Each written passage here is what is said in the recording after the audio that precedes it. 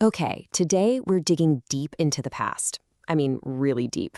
We're going way past the famous Sumerians, the ones everyone talks about, to uncover the story of Mesopotamia's secret founders, the Ubaid culture. So when you picture the dawn of civilization, what pops into your head?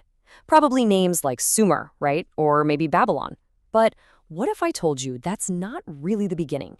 That the real story, the first chapter, is one most of us have completely missed. Who laid those very first stones? Let's find out. Well, that's them, the Ubaid culture. You can think of them as the unsung heroes of ancient history. They're the ones who set the stage for everything that came after in Mesopotamia. They're the deep, strong roots of that whole tree of civilization. Okay, so to really get a handle on this, let's put them on a timeline. See, before about 5000 BCE, you just had these small, scattered farming villages. Then, after 4000 BCE, boom, you get the rise of the huge Sumerian cities. And right there in the middle, that's the Ubaid period. We're talking about a solid 1,000 years.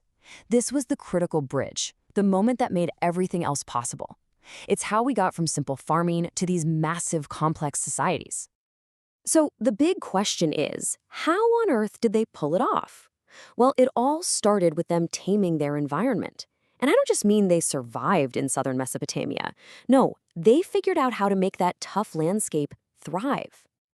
And trust me, this was not an easy place to set up shop.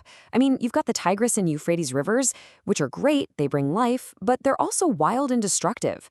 We're talking unpredictable, massive floods. The whole landscape was just vast, swampy marshes. It was a huge challenge for anyone trying to build, well, anything. So what did they do? Their solution was absolutely brilliant. They built some of the world's very first irrigation systems. Think about that for a second. They dug these networks of canals to control the rivers, to divert that wild water. They drained the swamps and transformed this hostile, unpredictable land into fertile, reliable farmland. And this wasn't just about getting more food. No, this was the key. This single innovation created the stability they needed for their population to actually grow. And with that stability came incredible success in farming. Suddenly, they had a reliable food supply, barley, wheat, cattle, sheep, goats. And because of that, they did something truly revolutionary. They created a food surplus. They had more food than they needed to just survive. And that surplus, that became the engine that drove the entire development of their society. Okay, so now that they weren't worried about where their next meal was coming from, the Ubaid could start to build. And they built something totally new, permanent towns. And inside those towns, the very first temples. They were literally creating the blueprint for society as we know it. You can spot an Ubaid settlement right away, just from their architecture. They were building these big, really distinctive houses out of mud brick. And that style, it became the go-to building method in the area for thousands of years. But here's where it gets really interesting. If you look closely at these houses, you start to see a story unfold. See, they weren't all the same. You have your simple, smaller mud brick homes, right? But then you also find these much larger, more elaborate houses.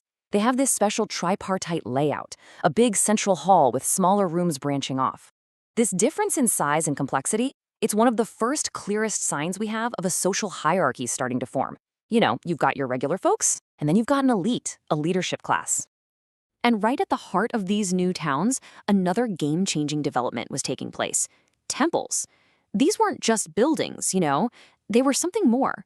They represented the very beginning of organized religion, a central place where the whole community could come together for shared rituals and practices. In fact, if you go to the ancient city of Eridu, the ruins of it, archaeologists have found some of the oldest temples ever discovered in Mesopotamia. Period. That tells you just how important this was. Right from the very start, community and religion were completely woven together. But the Ubaid story doesn't just stop at their town borders. Not at all. They created this amazing culture of connection. Their ideas, their innovations, they spread far and wide. And how did they do it? Mostly through the stuff they made. And the best example of this? You gotta look at their pottery. It's beautiful stuff, really fine and lightweight, with these cool geometric designs painted on. But that's not the most important part. The key is that it was standardized. That means it wasn't just people making pots in their homes. It tells us they had specialized artisans, dedicated craftspeople. And that's a huge sign of a complex, organized society. And this pottery, it's like a map of their influence, seriously. We find Ubaid artifacts all over the place. I'm talking northern Mesopotamia, all the way down into the Arabian Peninsula, and even over into what is now Iran. Their cultural footprint was just massive. Now, this is a really important point to get. The Ubaid didn't build an empire with armies and conquest. Nope. They didn't go around conquering their neighbors. Their influence spread in a totally different way, peacefully. It spread because their ideas were good, their technology worked, and their trade networks were strong. You could say it was an empire built on ideas, not on swords. So, let's pull all of this together. What does it all mean? When you look at all the pieces, the irrigation, the towns, the social structure, the trade, you see their true legacy. The Ubaid are, quite simply, the roots of Mesopotamian civilization.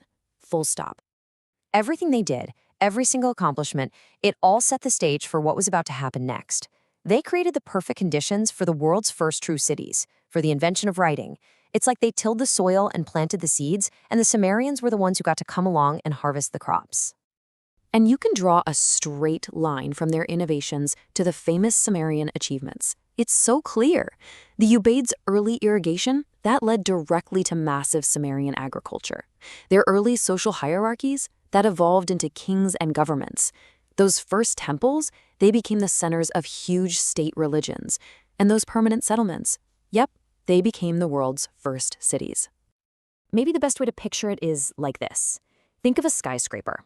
You can't build one without an incredibly deep and solid foundation, right? Well, the Sumerians, they built that amazing, glittering skyscraper that everyone sees. But it was the Ubaid, working in the dirt, who did all the hard, essential work of pouring that foundation. Without them, the whole thing would have collapsed.